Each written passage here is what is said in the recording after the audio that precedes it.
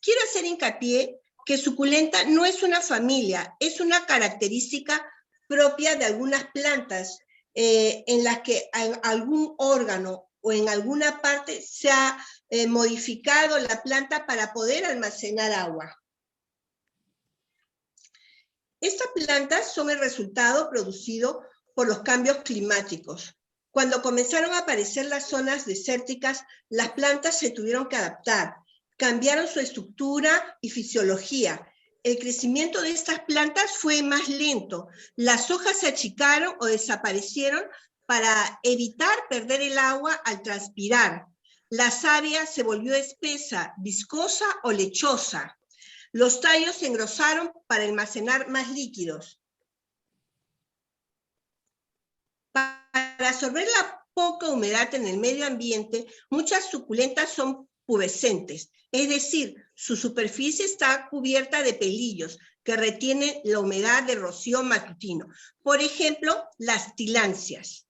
Las tilancias, por ejemplo, tienen en la superficie unos vellitos que se llaman tricomas. Mientras más desarrollados están estos, más largos son. Es que vemos esas tilancias que son más blancas, más grisáceas. Esas son las que resisten más, están en zonas más desérticas. Otra es la reducción de la superficie en comparación al volumen de la planta. Ejemplo, todos los cactus esféricos, ¿no? Se limita el número de ramificaciones y la longitud de estas, ¿no? Ejemplo, el cactus candelabro. Recubrimientos pruinosos y cerosos en la superficie. Miren, ¿qué son pruinosos o cerosos? Van a ver que muchas suculentas tienen como cerita afuera. Aunque no otra cosa que es pruinosa, por ejemplo, la ciruela, el fruto, la ciruela, ven que tiene como una capita cerosa, a eso se le llama pruinoso en general.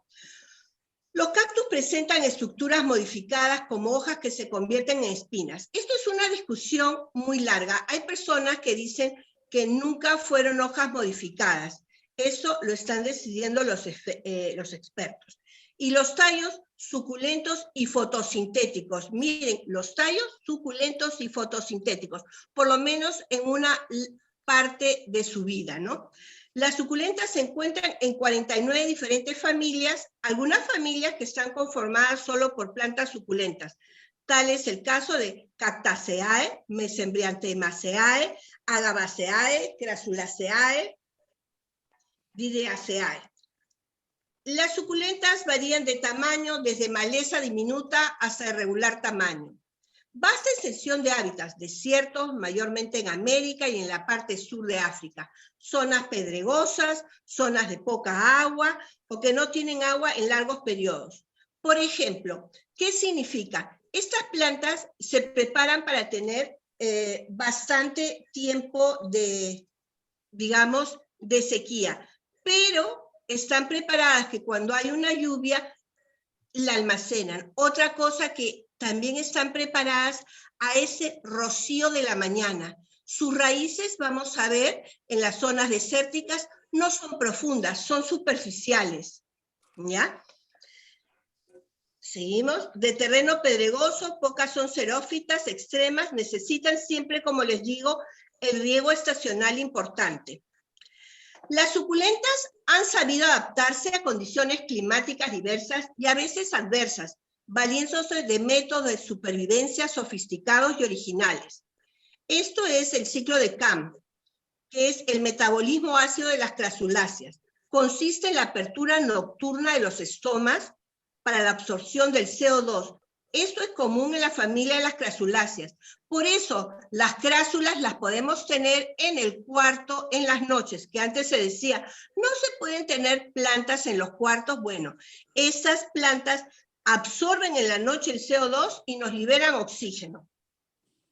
Este metabolismo, este ciclo, lo hacen en las noches para poder aperturar los estomas y no perder a su vez hidratación. Entonces hemos visto que vamos a reducir el metabolismo, vamos a tener breves periodos de floración. Ahora vamos a ver adaptaciones morfológicas.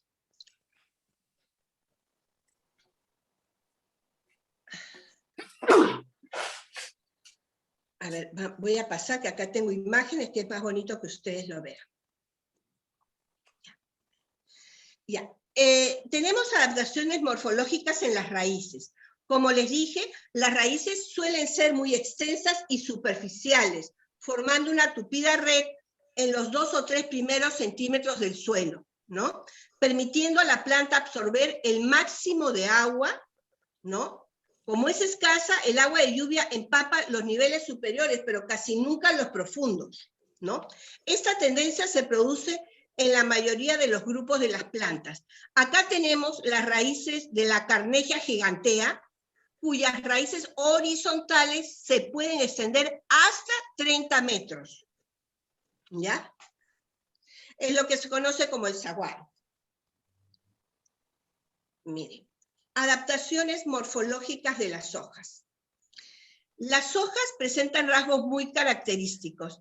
En este caso es una peresquia, son muy pequeñas o incluso inexistentes. La disminución del tamaño de las hojas supone también una reducción de la superficie transpirante y un menor riesgo de sufrir calentamiento excesivo. ¿Ve? Acá está, Peresquia aquelata, acá está la flor, preciosa. También vamos a ver en otro tipo de plantas que las hojas son coriáceas o carnosas, ¿no? Lo que ayuda a mantener la humedad interior. Acá tenemos unas gasterias, un aloe. En el aloe podemos ver esa pequeña cera que está en las hojas. ¿Lo ven lo brillante? No sé si logran apreciar lo brillante que está, ¿no? Ahora.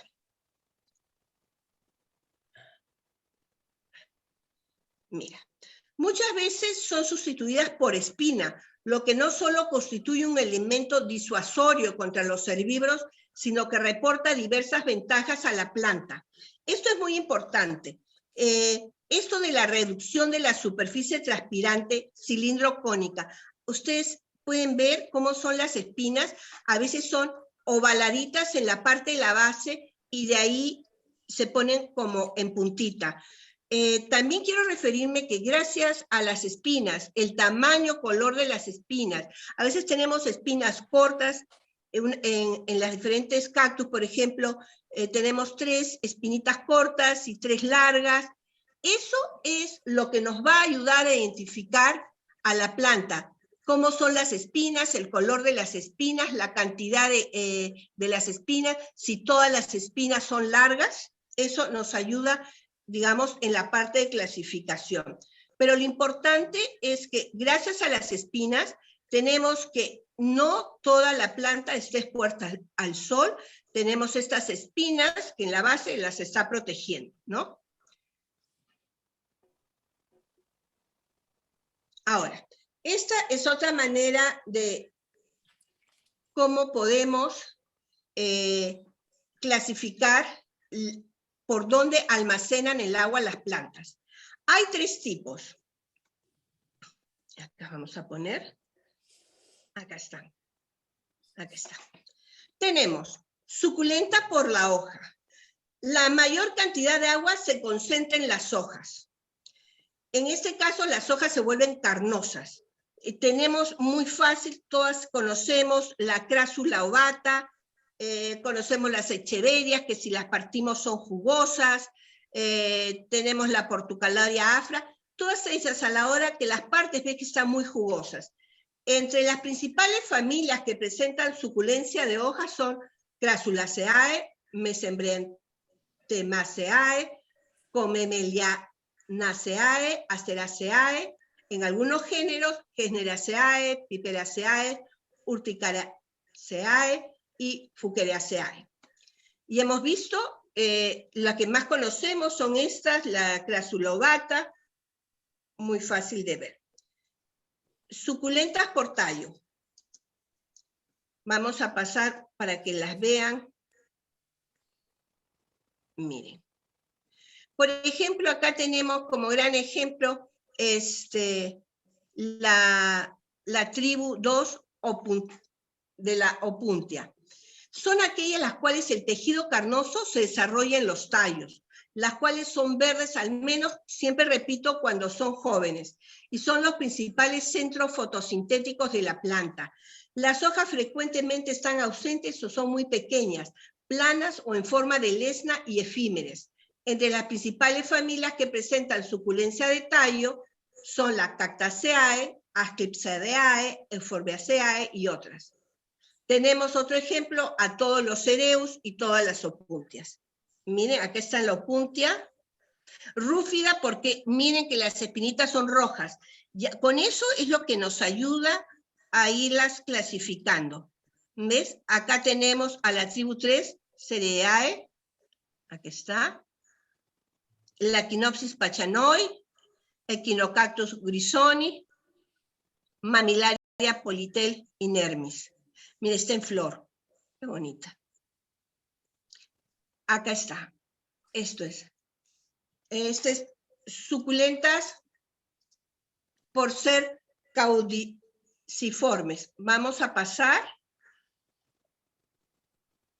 Acá está. Son aquellas en que se almacena en la raíz, entre comillas, porque puede ser solo raíz, tallo. Para diferenciar las suculentas caudiciformes de las suculentas de tallo en la parte del caudex, o sea, la parte suculenta no es verde, regularmente está articulado, algo nudoso. Miren, acá vemos en el Adenium obesum, por eso lo he querido ver, y también la Beucarmea recurvata. ¿Ven esa parte marrón? Esa es la parte del caudex. Entre las principales familias que presentan suculencia es la Phoqueriaceae, Asclepsiadae, Apocynaceae y otras. Ahora, hay una cosa, siempre hay una solapadura entre los tres tipos de suculencia. ¿Ya? ¿Ya ven? Vamos a ver. Uy, ¿qué pasó? Miren, esta planta es una planta que al principio yo he comenzado a cultivar y me parece preciosa las flores del Adenium obesum. Yo cuando me hablaban de cactus solamente pensaba en espinas, pero miren la belleza de las flores. ¿Mm?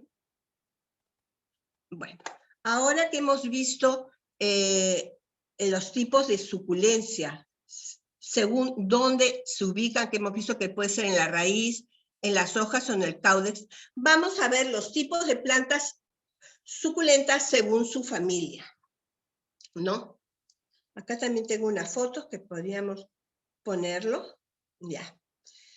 Son originarias de América, se desarrolla, la Cactaceae se desarrolla después de la división de los continentes. Todas las plantas de esta familia son suculentas. Esto vamos a aclarar. Todos los cactus son suculentos, pero no todas las suculentas son cactus. Y siempre tengamos presente,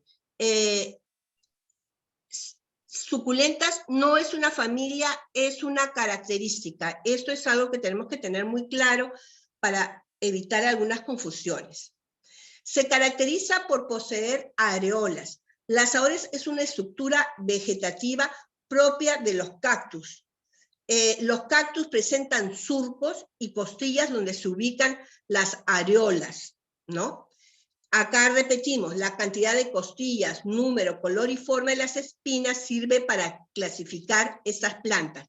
Ya les expliqué, las espinas las tenemos de diferentes colores, de diferentes tamaños, a veces todas las espinas son del mismo tamaño, otras veces hay la mitad cortas, la mitad largas.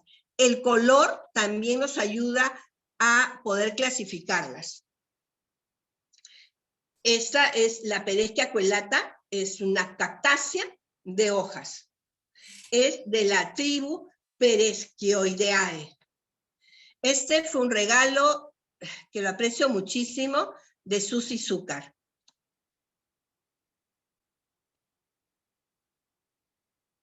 Acá tenemos la tribu 2, Opuntioideae, vemos a la Quiaventa, Astrocilindopunta subulata, esas son unas características de las cactáceas, ¿no?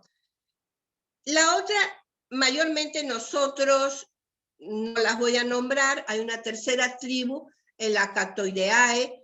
Estas, vamos a ver acá, aquí esto es lo que yo quería que vieran, cómo la familia Cactaceae se divide, ¿no?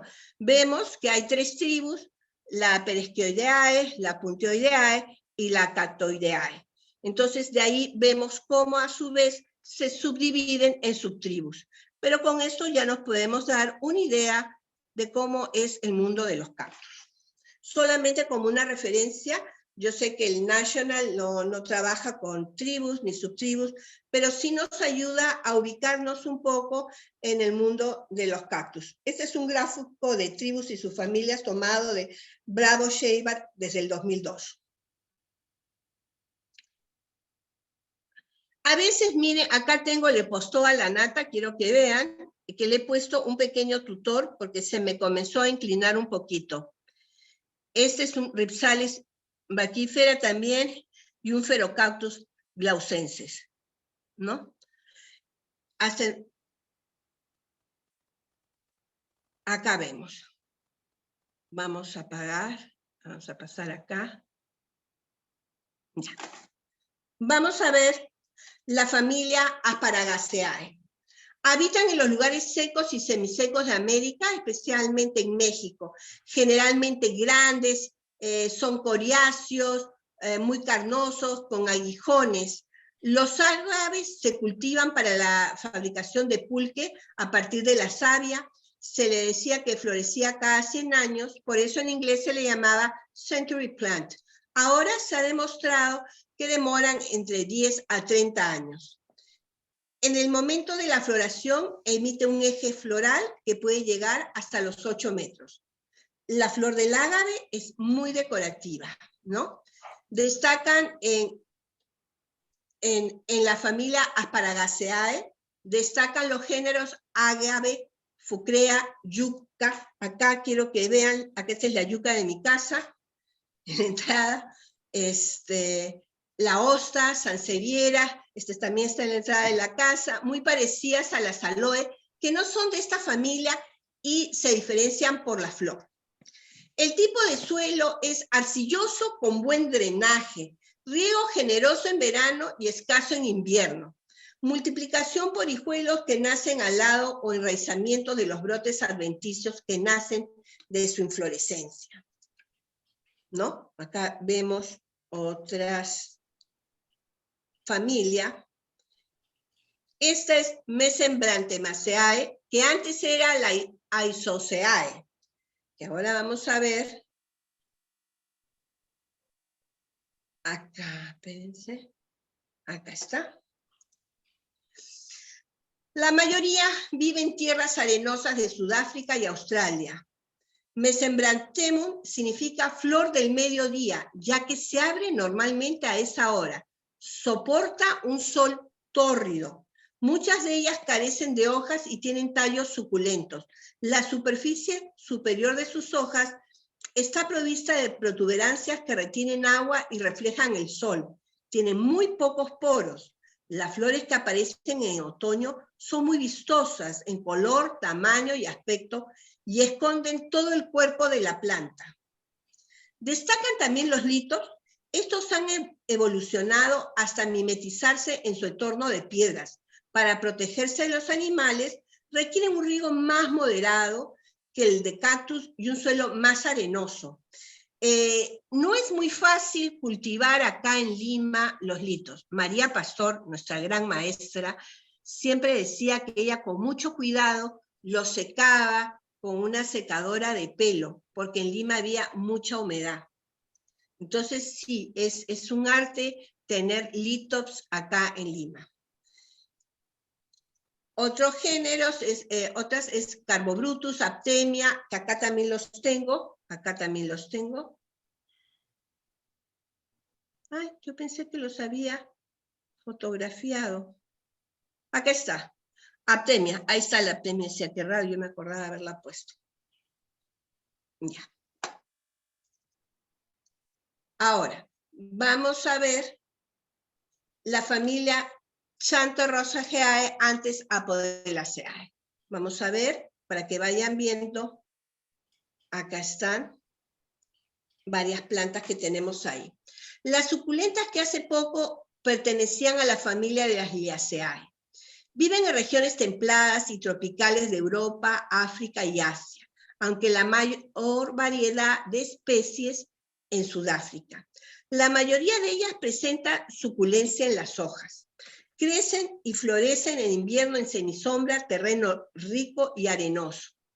Los géneros más característicos y lo que creo que más cultivamos es acá en Lima, es el aloe, jawortia y gasteria. He puesto uno de cada uno, ahí está un aloe, una jawortia y una gasteria. Y les enseñar acá, pero después. Los aloes se parecen a los ágaves mexicanos, pero las flores de los aloes forman un pequeño racimo de pequeñas flores tubulares anaranjadas o amarillas. La savia acíbar de los aloes sirve para quemaduras, llagas, y se usa para la reconstitución de la piel, ¿no? Ahora se usan en muchísimas cremas, ustedes han visto, y además el aloe también sirve como un filtro para no recibir tanto impacto de la radiación. Esto es importante, algo que nos puede servir para diferenciarlas. ¿Cómo diferenciar una jawortia de una gasteria? Las gasterias tienen hojas más anchas que las jawortias y en general redondeadas en las puntas. Pueden tener puntos blancos y rayas como las jawortias. Las jawortias crecen las hojas en roseta. Acá estamos viendo hojas en roseta. Las gasterias crecen hacia dos lados, cimbiformes. ¿Ven? Acá estamos teniendo una gasteria. ¿Ahora qué pasó? ¿Ahora no pasó? Espérense. Ahí está la gasteria. Ya, sí, acá está. Acá tenemos, justamente, he puesto un aloe, la aloe aristata, una jawortia y una gasteria. A ver. Todas las 1400 plantas Crassulaceae de esta familia son suculentas. Vamos a verlas ahora. Acá las tengo.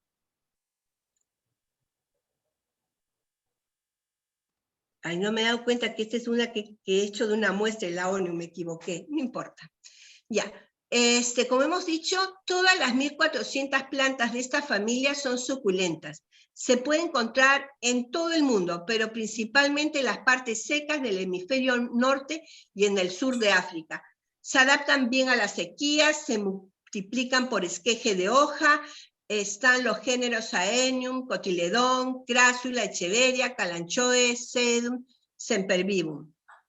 Si se tiene duda que sea una jawortia o una echeveria, la hoja de la echeveria es carnosa y de color más azulado, mientras que la jawortia cimbiforme retusa, la hoja es un poco más translúcida y un color un poco verde gras.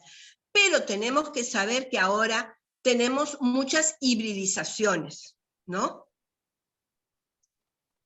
Acá vemos el Onion arboreum, y yo van a ver después, he hecho todo una pequeña muestra de cómo vamos a reproducirlo, y he cogido una foto de cuando estaba cortando el aonium. Acá tenemos un aonium, un cotiledón, acá es tomentosa, no tomtosa, es tomentosa, ¿ya? Un error tipográfico, y este es un híbrido que es una Pacheveria clavata cristata. Acá este es el Sempervivum tectorium calcareum. Estas fotos de aquí son fotos de mi jardín. Muchas las pueden, creo que reconocer, partes del fondo de mi casa. Miren qué bonito está el Sempervivum. Ahora, si el Sempervivum lo ponen mucho a la sombra, pierde esa cualidad de tener las puntitas medias moraditas. Se vuelve todo más verde.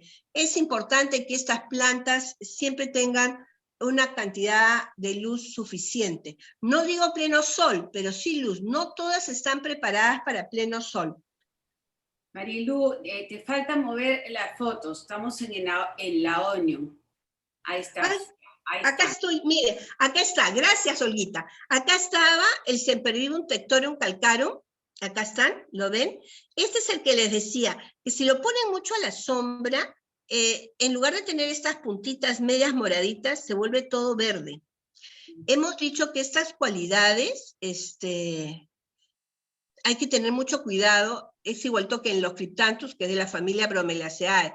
Si lo ponemos a la sombra, si eran, por ejemplo, de un color, se comienzan a volver todos verdes. Es importante que reciban las plantas suficiente luz. Sobre todo, estas están preparadas para la luz. ¿A ver? Acá está. Esta Echeveria pulvinata es la que le decimos que cuando ustedes lo pasan la mano, tiene como pelillos, ¿no? Acá está el sedum, ya sabemos que hay que tener mucho cuidado con el sedum porque se cae todas. Acá tenemos un calanchoe, que es muy fácil de cultivar. Ahora vamos a pasar acá para que veamos las fotos. Acá está. Euphorbiaceae constituye una familia muy diversa. Se pueden encontrar plantas que semejan árboles, arbustos o hierbas. Todas ellas se distinguen por las flores en ciato. Me van a decir qué es ciato. Ciato proviene del griego, copa, y porque están como en una copita. En general, tenemos una flor pequeña central y a los lados tenemos 5 flores masculinas, ¿no? Por eso dicen que están en copita. Y la presencia de látex en sus tejidos. Muchas veces las euforbias se confunden con los cactus.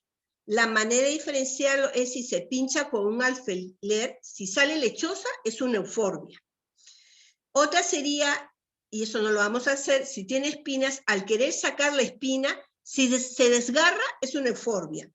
Porque los cactus se puede partir una espina. Acá tenemos una Euphorbia flanagani. Aquí recién está comenzando, esos puntitos amarillos es que va a florecer, sus florecitas son amarillas. Acá tenemos la milirrubra, esta es la tirucali y la Jatropha multifida. También quiero decirles que hay que tener mucho cuidado a la hora de trabajar con las euforbias. El látex de estas plantas es bastante perjudicial, sobre todo si a la hora de cortar, mover, nos lo ponemos a los ojos. Ya hemos tenido problemas y siempre repetimos, cuando trabajemos en el jardín, trabajemos con un protector de la vista. Eso siempre.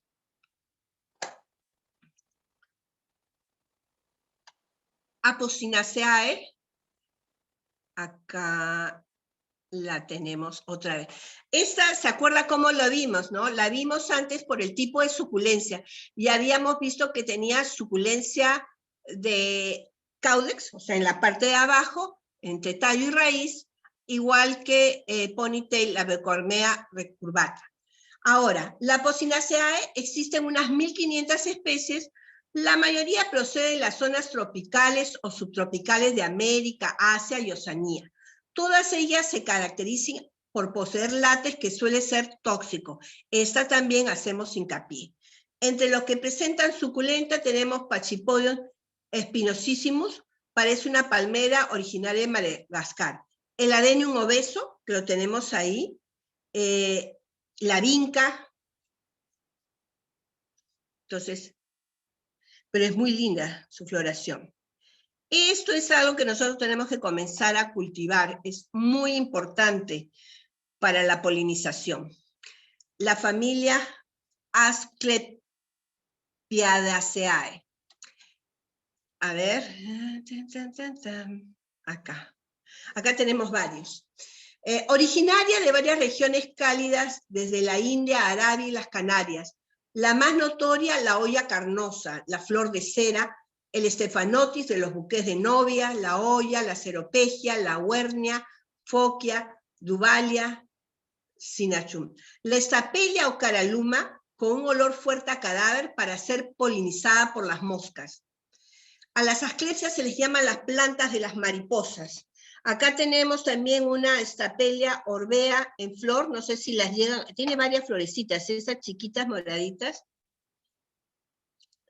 Estas fotos nunca fueron para dar el curso, sino eran fotos de que yo tengo todas las plantas que las tengo clasificadas.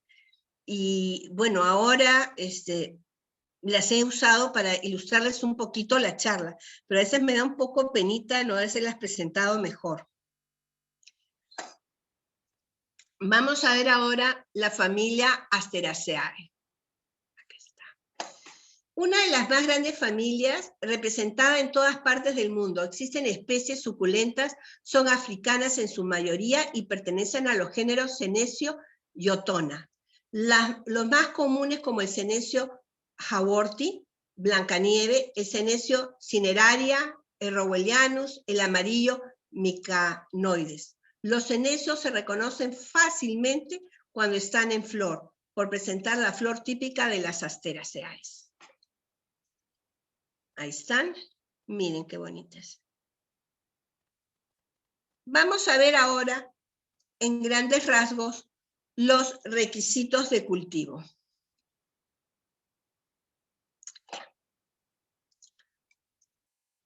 Clima. Las plantas suculentas, Dios mío, ¿cómo hago? Hoy voy a apagar esto. Ya, listo. Las plantas suculentas proceden la mayoría de lugares cálidos o calurosos, secos y con poca humedad ambiental, por lo que en general necesitan desarrollarse en lugares donde no haga poco frío, donde la humedad ambiental no sea demasiado elevada y donde no abunden las precipitaciones. Esto no sucede acá en Lima. Nosotros tenemos que tener mucho cuidado, sobre todo con estos cactus, que muchas se les llenan de hongos o tienen mucha podredumbre. El clima de Lima tiene muchísima humedad. Vamos a ver a la hora del riego cómo lo vamos a hacer. Esto me pareció interesantísimo. Hay también suculentas que se desarrollan en la altura y que su organismo está adaptado a grandes cambios entre el día y la noche. Este es el Oreoceus celsianus. Está cubierto por una fuerte pilosidad blanca que lo protege de las radiaciones fuertes del sol durante el día y el frío intenso de la noche. Tenemos después, entre estas cosas extrañas, me pareció lindísimo, Sempervivum arachnoideum. No sé si ustedes logran ver, ven que en la parte central hay como una telaraña, en su roseta basal, forman una maraña de pelos que lo protegen de la inclemencia de la zona alpina. Miren, parece como si realmente estuviera con una telaraña. Me pareció tan interesante que vean cómo las plantas se van adaptando al lugar, porque estas transformaciones y estos cambios han sucedido a través de muchos años, de siglos también. Siembra.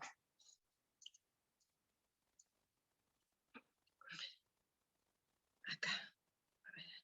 Bueno, vamos a revisar esto, creo que... Las suculentas pueden... Acá yo tengo fotitos, vamos a ver. No, en la división lo tengo más abajo. A ver. Las suculentas pueden plantarse en el suelo o en macetas. Prefieren las macetas de arcilla. En la mayoría de los cactus, ejemplo el cactus, no tienen raíces profundas y no les gustan recipientes muy profundos. Si son profundos, pueden favorecer la acumulación de agua y producir podredumbre. Pero existen otras que tienen raíces tuberosas. Estas sí requieren envases más profundos. El sustrato. Debido a la gran diversidad de suculentas, se usan diferentes tipos de sustrato, pero se puede generalizar que tengan principalmente buen drenaje. Las suculentas crecen bien sobre las grietas u orificios de las piedras calcáreas. Otras crecen sobre rocas volcánicas, como las mamilarias. Algunos otros sustratos que les estoy dando acá es 2 partes de tierra de jardín, una parte de arena gruesa de río, una parte de grava fina y una cucharadita de abono granular. Otra alternativa sería 50% de arena de río, 50% tierra de jardín tamizada, piedra granítica fina y un poco de carbón vegetal. Yo siempre le pongo un poco de tierra negra, 4 partes de tierra, una de vermiculita y media de perlite. Riego. Este factor es el que determina el éxito o el fracaso en el cultivo de las suculentas. Hay que verificar que el sustrato esté seco. Entonces, ¿cómo lo hacemos? Introducimos una brocheta. Si sale limpio, se riega. A las suculentas no les gusta el agua fría, sino templada. Fíjense que nosotros en el verano las suculentas van muy bien, porque las estamos regando con un agua que está calientita, pero cuando en invierno a veces se resienten. Por eso es bueno tener un agua que esté más o menos en unos 20 grados, algo agradable a la plantita, ¿no? Importante, se riega sobre el sustrato, no sobre las hojas o los tallos, porque eso es lo que produce manchas y podredumbres. Abono. Miren, en general las suculentas van bien con el 20-20, pero en cactus se recomienda 12.5, 32 y 32. Hay algo que, como todas las plantas que yo cultivo, es que todo lo que es abono, como me dijo una vez María, a la mitad de lo que dice las instrucciones. Así evitamos quemar la planta. La luz, ya hemos dicho, depende del tipo de suculenta. Pleno sol o semisombra. Ya les dije, si ustedes lo ponen a la sombra para que piense que no se les quema, pueden perder la cualidad. Como ya vieron, el Sempervivum Tectorum Calcareum, yo tengo acá una, no sé si la metí, para que vieran que las puntitas, ya todo se ha vuelto verde y no tiene esas puntitas moraditas. Pero inmediatamente ahora la movilizo y un poco más a la luz y eso se arregla rapidísimo. Reproducción. A ver. Acá, vamos a ver. Ya. Tenemos reproducción sexual por semilla y asexual, que tenemos división de matas, esqueje de ojos, esqueje de tallo, yemas adventicias o injertos. En esqueje de tallo, vamos a ver, acá ves, miren, acá estoy sacando, ven, los hijuelos, no sé si ven, se saca fácilmente los hijuelos, ¿no? Y acá los estamos sembrando. Se siembra centrado poniendo cascajo al fondo para el drenaje y luego el sustrato para las suculentas. Se riega sin mojar la planta, pero eso es el riego, lo hago después de 3 o 4 días, ¿ah? Le estoy dando todo lo que yo hago, ¿ah? Se riega sin mojar la planta, solo el sustrato y se deja escurrir. Este es la reproducción de esqueje de tallo. Con una navaja, o en este caso estoy usando una tijera que tiene un filo muy grande, con una navaja muy afilada y desinfectada, cortamos de manera limpia un trozo de tallo sin resquebrajar este. Se deja secar unos días a la sombra para cicatrizar el corte, más o menos una semana. Dejamos que se seque. Hay gente que le pone canela. Yo realmente, en este caso, no lo he hecho. Así, lo he dejado así nomás. Después, se hace un orificio en el sustrato con un lápiz, un palito, lo que sea. Esto es para evitar que sufra o se dañe el esqueje cuando se introduce en el sustrato. ¿Ves? Acá estamos colocando ya el esqueje, presionamos a los lados para fijarlo. Miren, ¿se acuerdan lo chiquito que era? A los 2 meses de sembrado, miren lo grande que está. Entonces, ahí tenemos el sustrato que he usado para el aonium es mitad arena, mitad tierra, ¿no? Y ahí tenemos la nueva planta. Ahora, esqueje de hoja.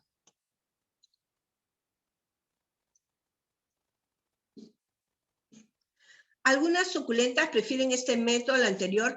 Además, podemos obtener un montón de nuevas plantitas. Se corta la hoja unida al tallo, se deja secar. Vamos a pasar acá las tengo, miren. Se corta, ¿ves? Yo lo he hecho con un cúter, ¿ah? Yo no sé si ven que la que está abajo ya comienza a salir como una raicita, no sé si llegan a ver, hay que ya comenzó a salir las raicitas. Yo les voy a decir una cosa, sin haberlas puesto en sustrato, sin haberlas puesto en nada, las que no puse sobre la bandejita, sobre esa, este es un platito donde las he colocado, que no sé si logran ver, que es bastante cascajo para el drenaje y sustrato para suculentas. No las regué, las puse encima, ¿ya? Miren,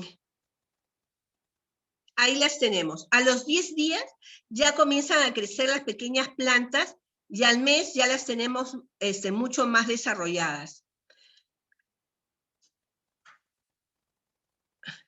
A los 2 meses ya la tenemos, es bastante grande. Acá tengo unas fotos de cómo han crecido.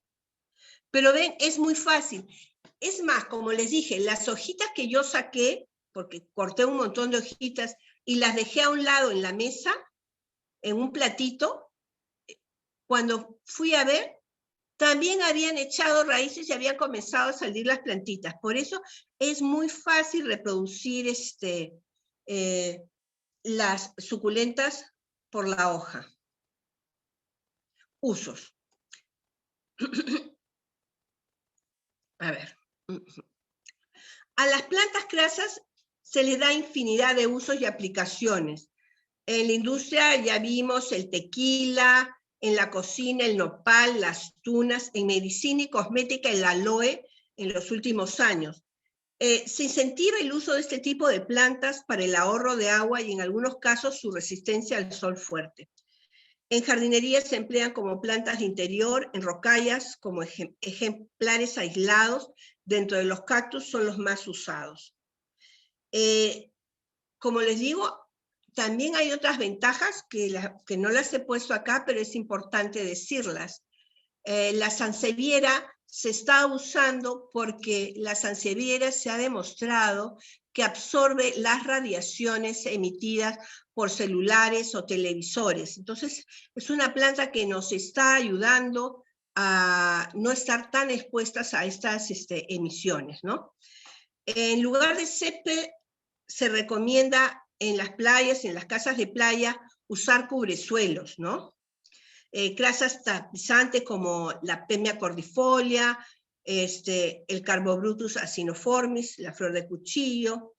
Tenemos también arbustivas, tenemos la Euphorbia gratirubrum, el Senecio petacitis. Quiero agradecerles muchísimo la atención que han tenido conmigo, de escucharme. Muchas gracias a las personas que a lo largo de la vida de estudio acerca de las suculentas me han ayudado, como María Pastor, Olguita, Perlita, Susi Zúcar. Muchísimas gracias por compartir y ser tan generosas con su conocimiento. Gracias. Gracias a ti, Marilú. Realmente has hecho una excelente trabajo, Marilú, como siempre. Gracias, Marilú. Muy completa la charla. No, chicas, gracias a ustedes y gracias a todas las personas que siempre han sido, como les dije, tan generosas en compartir su conocimiento. Gracias, Marilú. Te felicito. Muy interesante tu charla y muy completa. Muy bien presentada. Gracias. Buena charla. Gracias, Marilú. Felicitaciones, Marilú. Te mando un beso grande. Gracias. Felicitaciones, Marilú. Como siempre, excelente. Gracias, Olguita. A ti, muchas gracias por todos los consejos y siempre compartiendo conocimientos, Olguita. Gracias. Marilú, te felicito muchísimo. Creo que ahora vamos todos a compartir tu cariño hacia todas estas pequeñas plantas y vamos a comenzar a cultivarlas y a pedir asesoramiento. Gracias. Gracias a ustedes por la paciencia. Yo las tengo mis crastáceas floreciendo, creo que casi todas, están preciosas. Me da pena porque para octubre van a perder, creo, sus flores, no sé. Pero si tenemos el número CIA, le podemos tomar foto ahora. Ojalá. Voy a hacer algo de eso. Queremos agradecer también a Divi por tan sentida oración por el Perú, muy linda Divi, y María Luisa Calderón, como siempre, agradecerte mucho. No queremos pasar este momento cercano al bicentenario famoso, a nuestro 200 años de haber sido independiente. Quiero leerles una carta al Perú, la misma que está en el programa, para terminar ya nuestro programa. Lima, 28 de julio del 2021. Querido Perú, este año que se cumple... ¿Podemos cerrar un ratito más, unos 3 minutos, Carlos? Querido Perú, este año que se cumplen 200 años del nacimiento de la República, de aquella proclamada independencia, 200 años de tenaz esfuerzo y aguerrida lucha por generar una tierra libre, un espacio de igualdad de oportunidades, de desarrollo para todos los que en ella vivimos. Queremos hacer un reconocimiento y tributo a las gestas libertadoras, a la generosa entrega de tus héroes, estudiosos científicos, tus grandes poetas y artistas, que gracias a sus ideales y sueños de libertad hicieron de esta tierra un espacio mejor para todos. Gracias, Perú. Gracias, Perú, por mostrarnos y ofrecernos tu generosa y pródiga naturaleza, que nos brinda una biodiversidad inconmensurable. Tu majestuosa cordillera de los Andes de picos y nevados, verdes montañas y algunas hasta de colores. Gracias por esos 38 climas que albergan la mayor diversidad de aves, árboles y flores, de tus bosques de nubes, la bravura de tus ríos, la paz de tus lagos, la fortaleza de tu gente. Mi querido Perú, hoy te rendimos homenaje a través de la expresión artística de las flores, de las plantas, y que este homenaje sea un llamado de unión y esperanza a ese espacio que debe seguir creciendo, a ese espacio soñado por los libertadores, y hacer nuestra la responsabilidad de cuidarte, protegerte y seguir luchando por tus ideales. Hoy cierro los ojos, te estrecho en mis brazos y emocionada te doy un abrazo diciendo: ¡viva el Perú! ¡Viva el Perú siempre libre e independiente!